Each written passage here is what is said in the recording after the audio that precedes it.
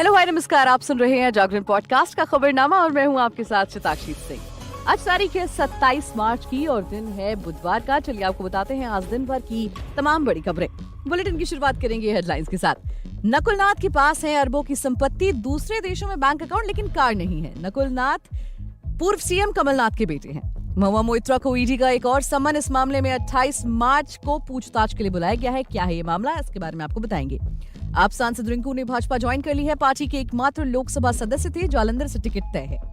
MP, Bihar, Bengal के BJP star प्रचारकों की लिस्ट जारी। मोदी, शाह, नड्डा की सभाएं 3 राज्यों में। अमेरिकी शीर्ष अदालत ने फिर से छिड़ी गर्भपात पर बहस। मिफेप्रिस्टोन दवा से जुड़े प्रतिबंधों पर हुई चर्चा। पहली बार मिस यूनिवर्स प्रतियोगिता में भाग लेगा सऊदी अरब। फास्टैग से लेकर टैक्स, एनपीएस तक 1 अप्रैल से बदल जाएंगे कई नियम। कौन से नियम बदलेंगे, इसके बारे में आपको विस्तार से बताएंगे। एल्विश और मुनव्वर के बाद कानूनी पचड़ों में पड़े अनुराग डोभाल, यूट्यूबर पर लगा 3.5 करोड़ का जुर्माना। आईपीएल में आज एसआरएच वर्सेस एमआई का मैच। हैदराबाद में दोनों टीमों का रिकॉर्ड बराबर। दोनों को सीजन में पहली जीत का इंतजार। अब खबरें विस्तार से जान लीजिए। लोकसभा चुनाव 2024 के तहत पहले चरण के मतदान के लिए नामांकन दाखिल करने का आज अंतिम दिन है। गौरतलब है कि नामांकन के साथ हलफनामा दायर कर उम्मीदवारों को आय का ब्यौरा समेत सभी जानकारियां साझा करनी होती है। पहले चरण में अब तक दाखिल किए गए नामांकन में से एक प्रत्याशी अपनी संपत्ति के ब्यौरे को लेकर काफी चर्चा में है, क्योंकि पिछले चुनाव में वो देश के सबसे अमीर सांसद थे। उनकी संपत्ति में अब और इजाफा हुआ है। ये है पूर्व मुख्यमंत्री कमलनाथ के बेटे और छिंदवाड़ा से मौजूदा सांसद नकुलनाथ। कांग्रेस ने इस बार भी उन्हें छिंदवाड़ा से टिकट दिया है। अपने हलफनामे में नकुलनाथ ने बताया कि उनके पास कुल 700 करोड़ रुपए की संपत्ति है।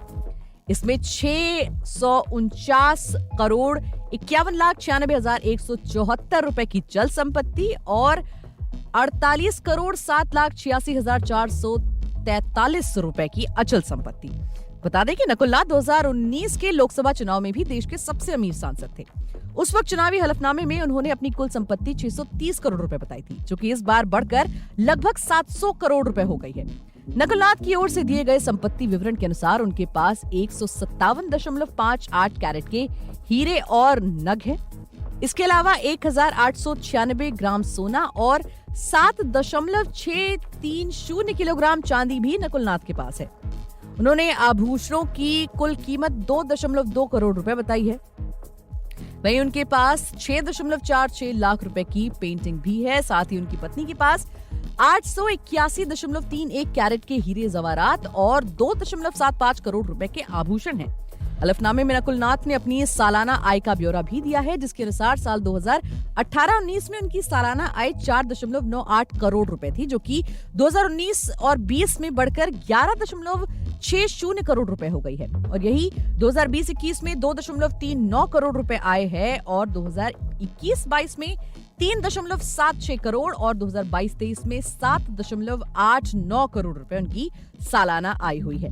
बढ़ते हैं अगली खबर की तरफ। टीएमसी नेता महुआ मोइत्रा की मुश्किलें कम होने का नाम नहीं ले रही। प्रवर्तन निदेशालय ने विदेशी मुद्रा प्रबंधन अधिनियम के उल्लंघन मामले में महुआ मोइत्रा को फिर सम्मन भेजा है। केंद्रीय जांच एजेंसी ने महुआ को 28 मार्च को पूछताछ के लिए बुलाया है। इससे पहले 19 मार्च को उन्हें ईडी द्वारा सम्मन भेजा गया था।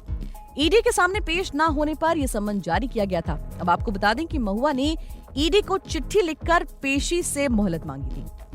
ईडी फेमा के प्रावधानों के तहत महुआ का बयान दर्ज करना चाहती है। महुआ के खिलाफ एनआरआई खाते से जुड़े लेन देन की जांच की जा रही है। इसके अलावा विदेश में पैसे भेजने के कुछ अन्य मामलों की भी जांच की जा रही है।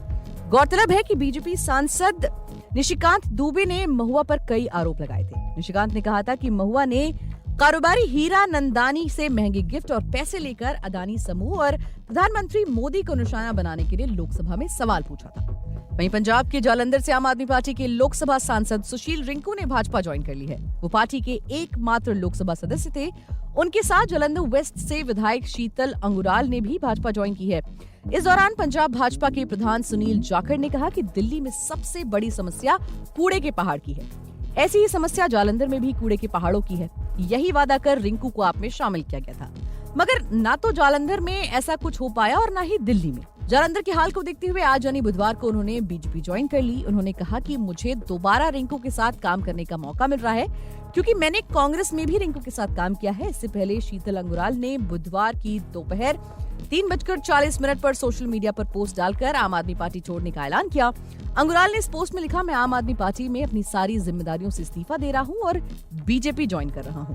वहीं भाजपा ने मंगलवार को लोकसभा चुनाव को लेकर 3 राज्यों के लिए स्टार प्रचारकों की लिस्ट जारी कर दी।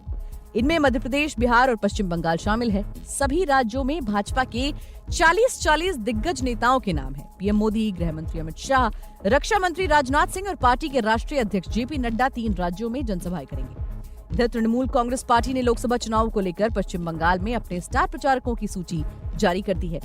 तृणमूल कांग्रेस ने अपने स्टार प्रचारकों की लिस्ट में 40 नेताओं के नाम शामिल किए, जिसमें सबसे ऊपर पार्टी सुप्रीमो और सूबे की मुख्यमंत्री ममता बनर्जी का नाम है। हालांकि इसमें पार्टी की फायर ब्रांड नेता महुआ मोइत्रा का नाम नहीं है। बात कर लेते हैं विदेशी खबरों की। अमेरिकी सुप्रीम कोर्ट ने मंगलवार को गर्भपात पर अपनी बहस फिर से शुरू की, जिसमें देश में गर्भधारण को समाप्त करने वाली प्राथमिक दवा मिफेप्रिस्टोन से संबंधित प्रतिबंधों पर ध्यान केंद्रित किया गया। ये मामला पूर्व राष्ट्रपति डोनाल्ड ट्रंप द्वारा नियुक्त एक रूढ़िवादी टेक्सास जिला न्यायालय के न्यायाधीश के फैसले के बाद सामने आया है, जिसमें मिफेप्रिस्टोन पर प्रतिबंध लगाने की मांग की गई थी, जिसे बाद में सीमाओं की बाधाओं के कारण एक रूढ़िवादी प्रभुत्व वाली अपील अदालत ने पलट दिया था।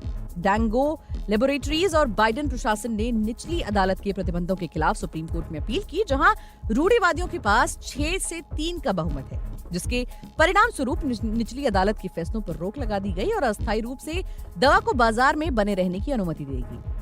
अब क्या है एफडीए का नियम? देखिए, एफडीए ने शुरुआत में 2000 में गर्भावस्था के 7 सप्ताह तक मिफेप्रिस्टोन के उपयोग को मंजूरी दे दी थी। बाद में 2016 में इसे 10 सप्ताह तक बढ़ा दिया गया। कोविड-19 महामारी के बीच 2021 में व्यक्तिगत वितरण आवश्यकताओं को हटा दिया गया, जिससे मेल वितरण और टेलीमेडिसिन नुस्खे सक्षम हो गए। वहीं इतिहास में पहली बार सऊदी अरब मिस यूनिवर्स प्रतियोगिता में भाग लेगा। मॉडल और इन्फ्लुएंसर रूमी अलका हतानी ने सोमवार को अपने इंस्टाग्राम हैंडल पर इसकी घोषणा की कि वो मिस यूनिवर्स प्रतियोगिता में सऊदी अरब का प्रतिनिधित्व करेंगी। उन्होंने अपनी बेहद ग्लैमरस तस्वीरें भी साझा की। तस्वीर में मॉडल को स्ट्रैपलेस गाउन पहने देखा जा सकता है। इस साल मिस यूनिवर्स प्रतियोगिता का आयोजन मैक्सिको में किया जाएगा। तस्वीरों के साथ उन्होंने इंस्टाग्राम पर लिखा कि मिस यूनिवर्स 2024 प्रतियोगिता में भाग लेने पर मैं सम्मानित महसूस कर रही हूँ। मिस यूनिवर्स प्रतियोगिता में सऊदी अरब की ये पहली भागीदारी है।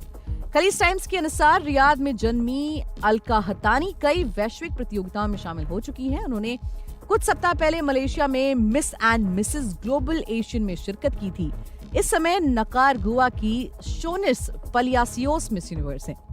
सऊदी अरब इस्लामिक देश है, ऐसे में मिस यूनिवर्स प्रतियोगिता में सऊदी का शामिल होना एक बड़ा संदेश है। ये इस बात का भी संकेत है कि क्राउन प्रिंस मोहम्मद बिन सलमान अल सऊद के नेतृत्व में रूढ़िवादी विचारधारा धीरे धीरे खत्म हो रही है। वहीं 1 अप्रैल 2024 से नया कारोबारी साल शुरू हो जाएगा। नए कारोबारी साल और 2024 का चौथा महीना शुरू होने के साथ ही कई वित्तीय नियमों में भी बदलाव होंगे। बता दें कि हर महीने की शुरुआत में कई वित्तीय नियम बदल जाते हैं। इस फाइनेंशियल रूल्स का सीधा असर आम जनता पर पड़ता है। आज हम आपको बताएंगे कि अप्रैल 2024 से कौन से फाइनेंशियल नियमों में बदलाव हो सकता है। सबसे पहले फास्टैग केवाईसी अनिवार्य हो जाएगा। 1 अप्रैल 2024 से फास्टैग से जुड़े नियमों में बदलाव हो रहा है। अगर आप 31 मार्च तक फास्टैग केवाईसी को अपडेट नहीं करवाते हैं तो अगले महीने से आपको दिक्कत का सामना करना पड़ सकता है। दरअसल बिना केवाईसी वाले फास्टैग को बैंक डीएक्टिव कर देगी। इसका मतलब है कि अगर फास्टैग में बैलेंस है तब भी उसके जरिए भुगतान नहीं होगा। एनएचएआई ने फास्टैग केवाईसी को अनिवार्य कर दिया है।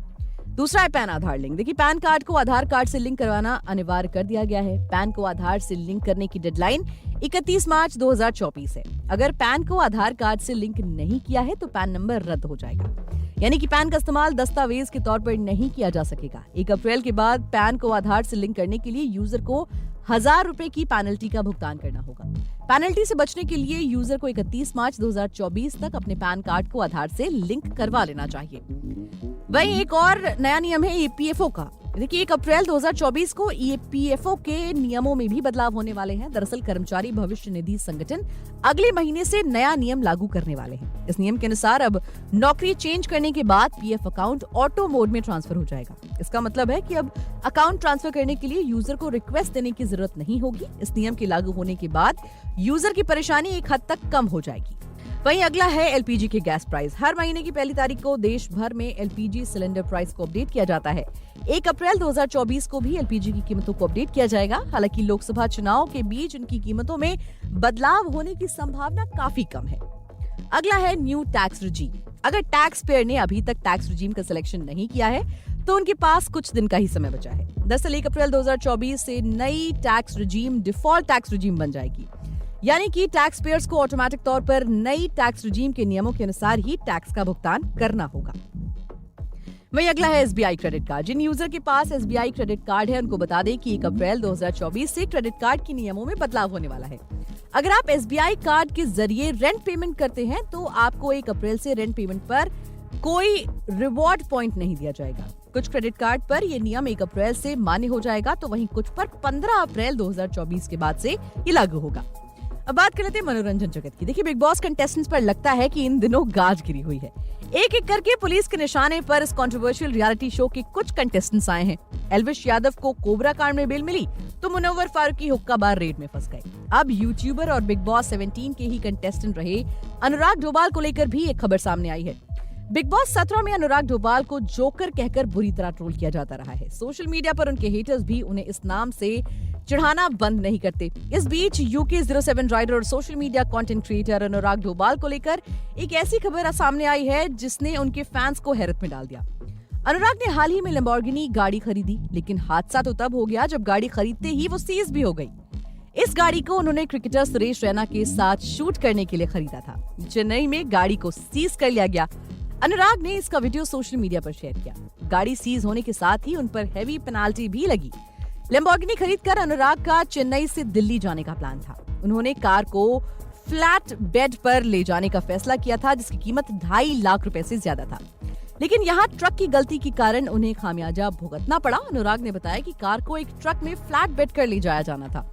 इसका वीडियो उन्होंने शेयर भी किया है। बात कर लेते हैं खेल जगत की। इंडियन प्रीमियर लीग 2024 के 8वें मैच में आज सनराइजर्स हैदराबाद का सामना 5 बार की चैंपियन मुंबई इंडियंस से होगा। मुकाबला हैदराबाद के home ground Rajiv Gandhi international stadium में शाम 7:30 बजे से खेला जाएगा। टॉस शाम 7 बजे होगा। दोनों टीमों का इस सीजन में दूसरा मैच होगा। दोनों को ही ओपनिंग मैच में हार का सामना करना पड़ा। एसआरएच को कोलकाता नाइट राइडर्स और एमआई को गुजरात टाइटंस ने हराया। हैदराबाद और मुंबई के बीच आईपीएल में अब तक 21 मुकाबले खेले गए। 9 में हैदराबाद और 12 में मुंबई को जीत मिली है। हैदराबाद के राजीव गांधी इंटरनेशनल स्टेडियम में दोनों टीमों का रिकॉर्ड बराबर है। एसआरएच और एमआई के बीच यहां अब तक कुल 8 मैच खेले गए हैं। 4 में हैदराबाद और उतने ही मुकाबले मुंबई ने जीते हैं। हैदराबाद ने के नंबर 5 बैटर हेनरिक क्लॉसन इस सीजन टीम के टॉप रन स्कोरर है। उन्होंने पहले मैच में कोलकाता के खिलाफ 63 रन की पारी खेली थी। वहीं मयंक अग्रवाल और अभिषेक शर्मा ने 32 रन बनाए थे। बॉलर्स में टी नटराजन टॉप पर हैं। लेफ्ट आर्म पेसर ने 4 विकेट लिए हैं। दूसरे नंबर पर है मयंक मारकंडे, उन्होंने 2 विकेट लिए हैं। तो ये थी आज की खबरें। आज के लिए फिलहाल इतना ही। देश और दुनिया की तमाम खबरों को जानने के लिए जुड़े रहिए हमारे साथ और सुनते रहिए जागरण पॉडकास्ट का खबरनामा।